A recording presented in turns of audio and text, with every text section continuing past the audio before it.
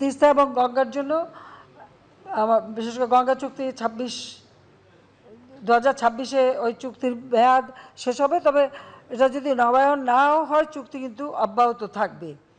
তবে এখানে যেহেতু চুক্তির মেয়াদটা শেষ হবে, 30 বছর মেয়াদি চুক্তি আমরা করেছিলাম, তো এটা প্রধানমন্ত্রী নরেন্দ্র মোদী বলেছেন এবং আমরা এটা হচ্ছে যে একটা টেকনিক্যাল গ্রুপ করা হবে। যে এটা যেটা মমতা ব্যানার্জি বলেছেন, হ্যাঁ ওটা ওনার খুব যে ওনার সঙ্গে আলোচনা করেনি, উনি তো ছিলেন না দিল্লিতে। আমি নিজেই তো যোগাযোগ করার চেষ্টা করছি, উনি তখন ছিলেন না। থাকলে নিশ্চয়ই ওনাকে নিয়ে আমরা আলোচনা করতাম, অন্তত আমি করতাম। আর আগে যে ফোন নাম্বারটা ছিল, ওনার একটা মোবাইল ফোন নাম্বার ছিল। আমি অনেক ইলেকশনে উনি যখন জিতছেন তখনও চেষ্টা করেছি, পরে শুনলাম যে এখন আর মোবাইল ফোন ব্যবহার করেন না। যাই হোক, আমার কথা হচ্ছে যে কাউকে বাদ দেওয়া হবে না। আর এখানে টেকনিক্যাল গ্রুপ আসবে, কথা বলবে, আলোচনা করবে, তারপরে সমঝোতা হবে। আর মমতা ব্যানার্জির যে চিঠি, সেটা তো উনি লিখেছেন ওনার দেশের প্রধানমন্ত্রীকে। এটা তো তাদের আভ্যন্তরীণ ব্যাপার, এখানে আমার তো কিছু বলার নাই। এটা সম্পূর্ণ ভারতের আভ্যন্তরীণ ব্যাপার।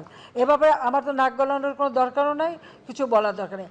আমার সাথে সকলের সম্পর্ক ভালো, মমতা ব্যানার্জির সম্পর্কও খুব ভালো, আবার প্রাইম মিনিস্টার নরেন্দ্র মোদী তাদের সঙ্গে সম্পর্ক ভালো, অন্যান্য সব দলের সঙ্গে আমার সম্পর্ক ভালো। আমি এটুকু বলতে পারি যে ভারতের প্রত্যেকটা দল মত নির্বিশেষে সকলের সঙ্গে আমার একটা সুসম্পর্ক আছে।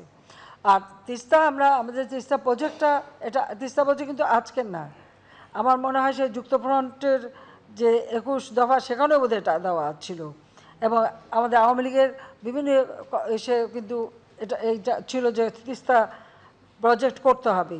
তো সেই তিস্তা প্রজেক্টটা এবার করার জন্য ভারত সহযোগিতা করবে এবং আমাদের যৌথ কমিটি হবে।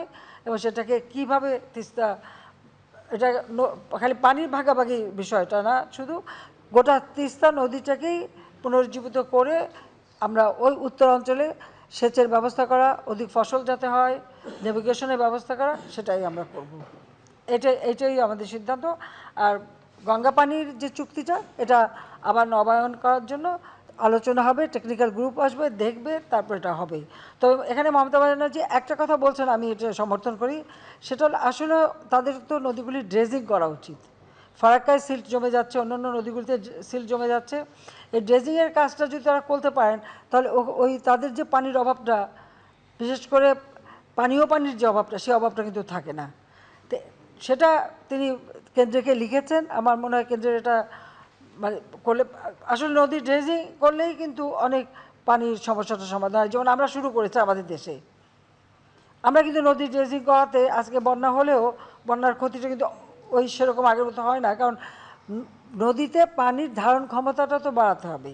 শুধু তাই না, আমার নির্দেশ হচ্ছে এইভাবে যে নদী যতটুকু নদী ততটুকু, আর কতটুকু ড্রেজিং হবে সেটা হিসেব করে করতে হবে।